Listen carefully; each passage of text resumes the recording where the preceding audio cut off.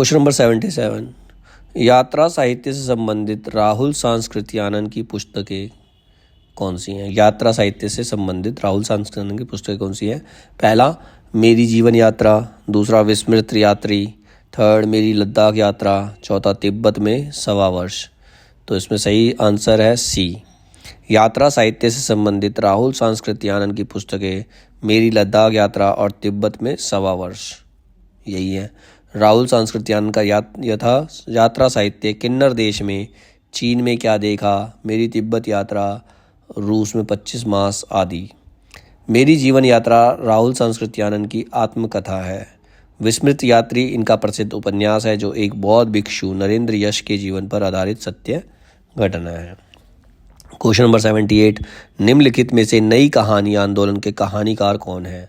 Option दे रखा है Dudhnath Singh, second Nirmal Verma, third Rajkamal Chaudhary, चौथा राजेंद्र यादव। आंसर है निर्मल वर्मा और राजेंद्र यादव नई कहानी आंदोलन के कहानीकार हैं। दूधनाथ सिंह अकहानी आंदोलन के कहानीकार हैं। प्रमुख कहानी आंदोलन और उनके प्रवर्तक बता रखे हैं। कहानी है कहानी आंदोलन पहला नई कहानी, ये 1956 में आया। इसके प्रवर्तक थे राजेंद्र यादव, मोहन राकेश, कमलेश्वर। दूसरा है अकहानी, ये 1960 ईस्वी में आया। इसके प्रवर्तक जो थे गंगा प्रसाद विमल थे। फिर आया सचेतन कहानी 1964 में, इसके जो प्रवर्तक थे महीप सिंह थे। फिर है सहज कहानी 1968 में आया, इसके जो प्रवर्तक है अमृत राय हैं। फिर आया समांतर कहानी 1972 ईस्वी में, इसके प्रवर्तक कमलेश्वर है। फिर आया सक्रिय कहानी 1979 ईस्वी, इसके जो कहानीकार है प्रवर्तक जो है वो राकेश वत्स है। क्वेश्चन नंबर 79, निम्नलिखित में से राम की शक्ति पूजा से संबंधित उपयुक्त कथन कौन से हैं? पहला, राम रावण के अनिर्णित समय का इतना विराट और उदात्त चित्र अन्यत्र दुर्लभ है।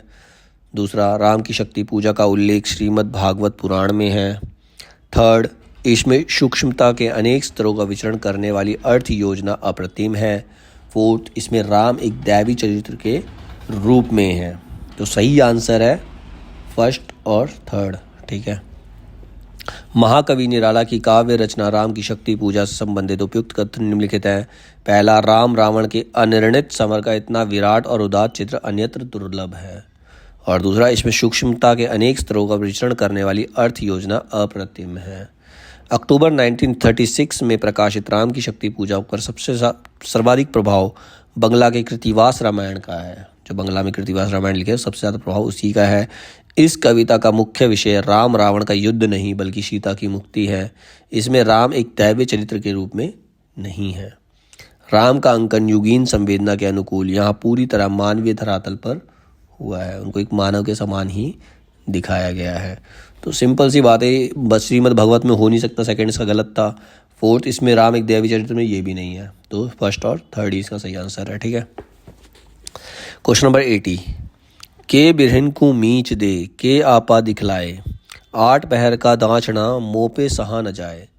इन पंक्तियों में प्रेम की किस स्थिति का वर्णन हुआ है? ऑप्शन दे रखे हैं विरह की अतिशयता, प्रेमी की सामान्य स्थिति, प्रिय की निष्ठुरता, उपालंब। तो के बिरहन की कुमीच दिखे आपा दिखलाए, 8 पहर का दाँचना मुँह पे सहा नहीं जा रहा, मतलब विरह की अतिशयता है इसके अंदर। विरह बिछड़ने के बाद जो पेन है वो दिखाया गया है इसके अंदर, ठीक है। तो कबीर दास की उक्त पंक्तियों में प्रेम में विरह की अतिशयता की स्थिति का वर्णन हुआ है। सही आंसर है ए, विरह की अतिशयता। और ये पंक्तियां जो है वो कबीर दास की हैं, ये पंक्तियां कबीर दास की हैं, ठीक है। क्वेश्चन नंबर 81, अब इसमें 2 सूची दे रखी है, एक तरफ ईयर्स दे रखे हैं और एक तरफ अधिनियम वगैरह बता रखे हैं। तो सूची 1 में राजभाषा आयोग, राष्ट्रपति का आदेश, राजभाषा अधिनियम और राजभाषा नियम। और 1976, 1951, 1960 मतलब कौन सा कब हुआ ये बताना है। तो सही आंसर है इसका सबसे पहले राजभाषा आयोग आता है 1955 में। उसके बाद राष्ट्रपति का आदेश 1960, फिर राजभाषा अधिनियम 1963, फिर राजभाषा नियम 1976। तो सबसे पहले राजभाषा आयोग है, उसके बाद राष्ट्रपति का आदेश है, फिर राजभाषा अधिनियम, फिर राजभाषा का नियम। भारत के राष्ट्रपति राजेंद्र प्रसाद ने भारतीय संविधान के अनुच्छेद 344(1) में प्रदत्त शक्तियों का प्रयोग करते हुए जून 1955 ईस्वी को श्री B.G. खेर की अध्यक्षता में राजभाषा आयोग का गठन किया था। तो राजभाषा आयोग का गठन 1955 ईस्वी में किया गया था। उसके अध्यक्ष थे श्री B.G. खेर, ठीक है, और ये किया था राष्ट्रपति राजेंद्र प्रसाद सिंह ने, ठीक है। 82 तपे लागी अब जेठ अषाढ़ी मोही प्यूबिन छाजने भई गाड़ी तन तिनोरभा झूरो खरी भई बरखा दुख आगरी जारी।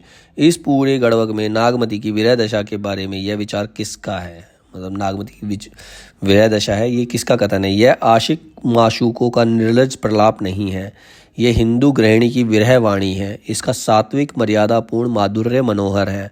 तो ये किसने कहा है? चंद्रबली पांडे ने, बी रामचंद्र शुक्ल ने, सी माता प्रसाद गुप्त ने, और डी श्याम मनोहर पांडे ने। तो ये ऐसा कहा था रामचंद्र शुक्ल ने, ठीक है। यह आशिक माशूकों का निर्लज प्रलाप नहीं है, हिंदू गृहिणी की विरह वाणी है, इस सात्विक मर्यादापूर्ण माधुर्य मनोहर है।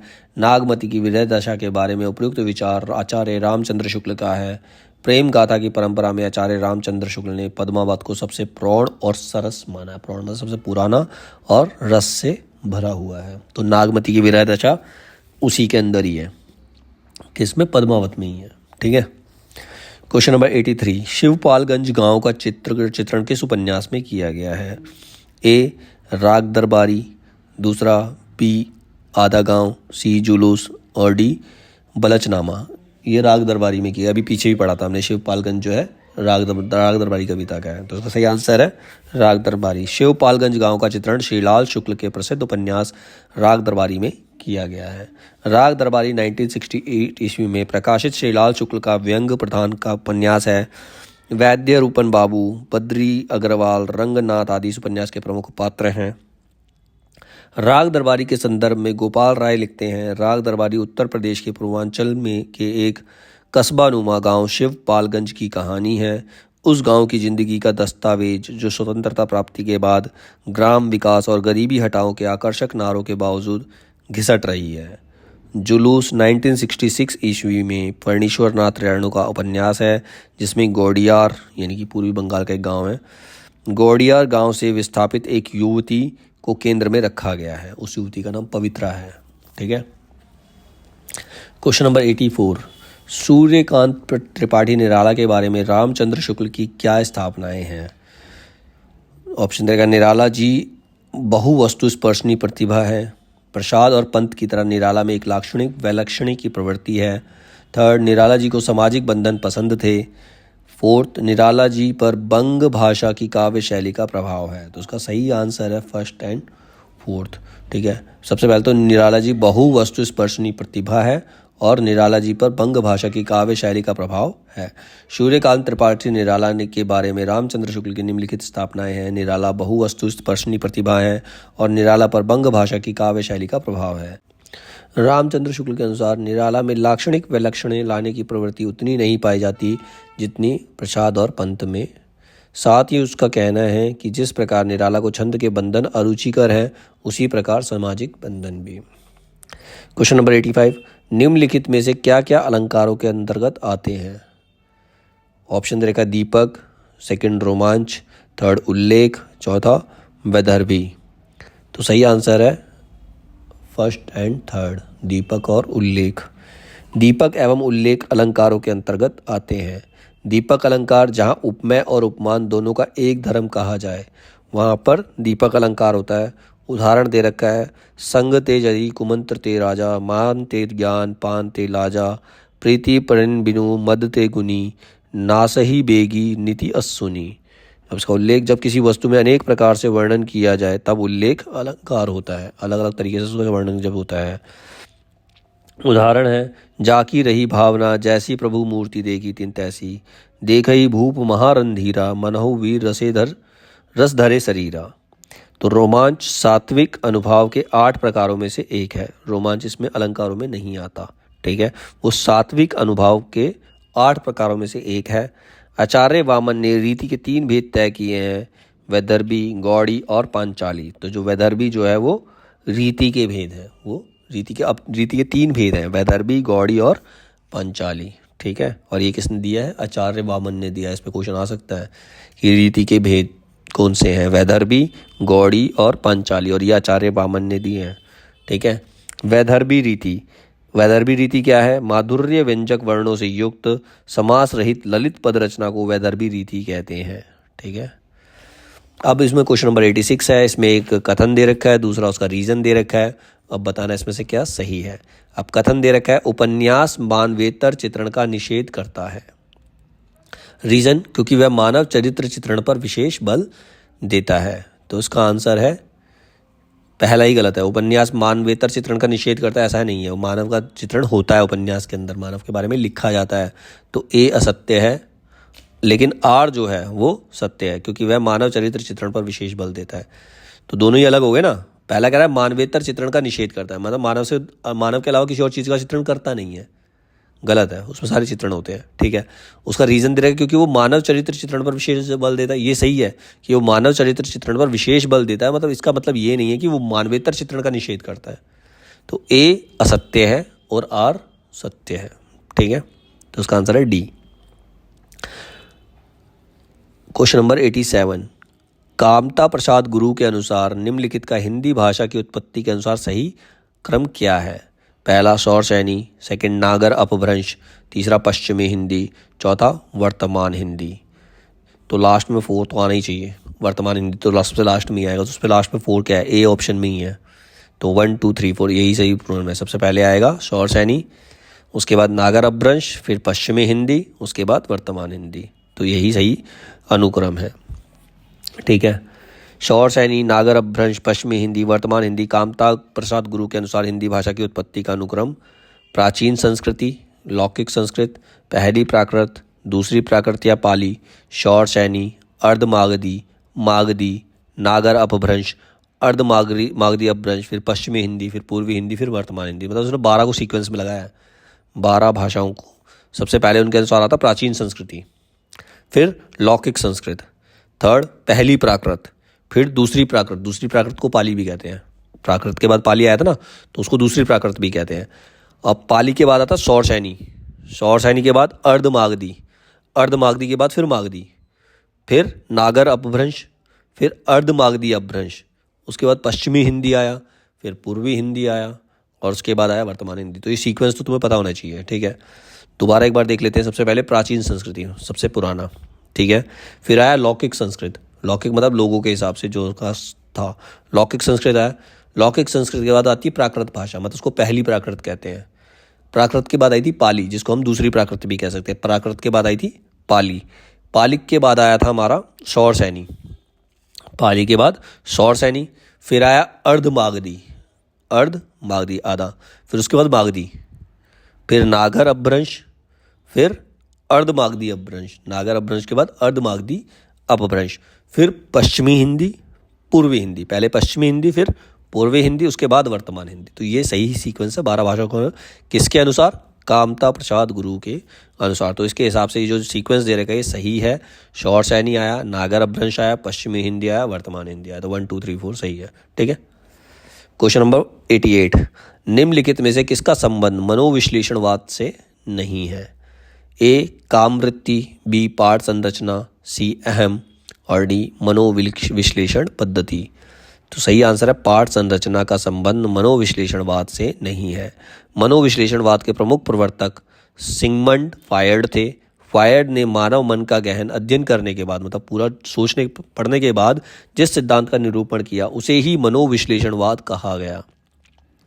फ्रायड ने मन पर शासन करने वाली 3 शक्तियां बताई हैं। मन पर शासन कौन करता है? इदम, अहम और परम। इनमें से इदम का संबंध काम प्रवृत्ति से है। मन में जो काम प्रवृत्ति होती है, जिसे फ्रायड ने लिबिडो कहा है। अहम इदम का वह अंश है जिसका विकास बाहरी पर्यावरण में होता है। ठीक है। क्वेश्चन नंबर 89, तीसरी कसम कहानी में चित्रित कौन सी चीज जगह का नाम दिया गया है इसमें? फारबिसगंज, ओराई हिंगना, चेथरिया पीर, सिरपुर बाजार। तो उसमें 2 जगहों का जिक्र है, पहला फारबिसगंज और है सिरपुर बाजार। सही आंसर है सी, फर्स्ट एंड फोर्थ। तो फारबिसगंज तथा सिरपुर बाजार तीसरी कसम कहानी में चित्रित है। तीसरी कसम उर्फ मारे गए गुलफाम के लेखक फणीश्वर नाथ रेणु हैं। हीरामन नामक गाड़ी वाहन तथा नौटंकी कंपनी में काम करने वाली हीराबाई इस कहानी के प्रमुख पात्र हैं। क्वेश्चन नंबर 90, तुम्हारा पथेरदाबी पढ़ लिया पुस्तक उत्तेजक है, अर्थात अंग्रेजी शासन के विरुद्ध पाठकों के मन को अप्रसन्न करती है। आवारा मसीहा में यह किसका कथन है? आवारा मसीहा में लिखा है किसने कहा है? ए. शरत चंद्र चट्टोपाध्याय, बी. रविंद्रनाथ टैगोर, सी. द्विजेंद्रलाल राय और डी. भूपेंद्रनाथ बंदोपाध्याय। तो आंसर है बी, रविंद्रनाथ टैगोर। तुम्हारा पथेरदाबी पढ़ लिया पुस्तक उत्तेजक है, अर्थात अंग्रेजी शासन के विरुद्ध पाठकों के मन को अप्रसन्न करती है। आवारा मसीहा में यह कथन रविंद्रनाथ टैगोर का है। आवारा मसीहा विष्णु प्रभाकर द्वारा रचित प्रसिद्ध बांग्ला लेखक सतचंद्र चट्टोपाध्याय की जीवनी है।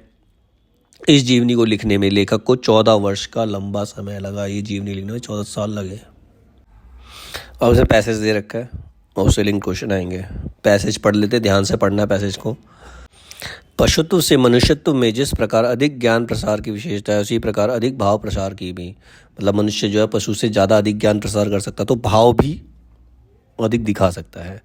पशुओं के प्रेम की पहुंच प्राय अपने जोड़े बच्चों या खिलाने पिलाने वालों तक ही होती है। पशुओं क्या होता है, या तो उन्हें अपने बच्चों से प्रेम होता है या उनको जो खिला पिला रहा है उससे प्रेम होता है पशुओं को, ठीक है। इसी प्रकार उनका क्रोध भी अपने सताने वालों तक ही जाता है। तो पशु क्रोध भी उसी पे करते हैं जो उसको सताते हैं, दूसरे को किसी को कुछ नहीं कहते। स्ववर्ग या पशु मात्र को सताने वालों तक नहीं पहुंचता। पर मनुष्य में ज्ञान प्रसार के साथ साथ भाव प्रसार भी क्रमशः बढ़ता गया है।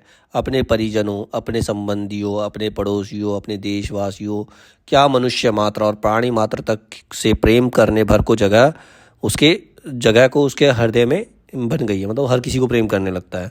मनुष्य की थ्योरी जो है मनुष्य को ही सताने वालों पर नहीं चढ़ती, गाय बैल और कुत्ते बिल्ली को सताने वाले पर भी चढ़ती है। मतलब वो जो उन्हीं से बदला नहीं लेते, वो खुद को सता रहे हैं। कुछ मनुष्य ऐसे भी है जो जानवरों को परेशान कर रहे हैं, उनको भी वो सताते हैं। पशु की वेदना देखकर भी उनके नेत्र सजल होते हैं। मतलब मनुष्य जो है उनकी पशुओं की वेदना दर्द देखकर भी उनकी आंखों में आंसू आ जाते हैं। बंदर को शायद बंदरिया के मुंह में ही सौंदर्य दिखाई पड़ता होगा, पर मनुष्य पशु पक्षी, फूल पत्ते, रेत पत्थर में भी सौंदर्य पाकर मुग्ध होता है। इस हृदय प्रसार का स्मारक स्तंभ काव्य है, जिसकी उत्तेजना से हमारे जीवन में एक नया जीवन आ जाता है। तो ये तो था पैसेज। अब इससे लिंक क्वेश्चन है। क्वेश्चन नंबर 91, पशुओं का क्रोध सीधे साधे अपने सताने वालों के प्रति होता है।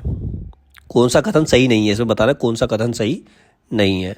पशुओं का क्रोध सीधे सीधे अपने सताने वालों के प्रति होता है, ये सही है। बी, पशु मात्र की परेशानी से ही दुखी होते हैं, ये भी सही है।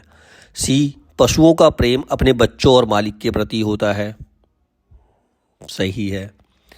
और डी जो है, पशुओं का प्रेम मनुष्य के प्रेम से सीमित होता है, ये भी सही है। इसका आंसर बी, पशु मात्र की परेशानी से दुखी होते हैं, ये गलत है, ठीक है। तो बी जो है, पशु मात्र की परेशानी से दुखी होते हैं अवतरण, ये उपयुक्त कथन सही नहीं है।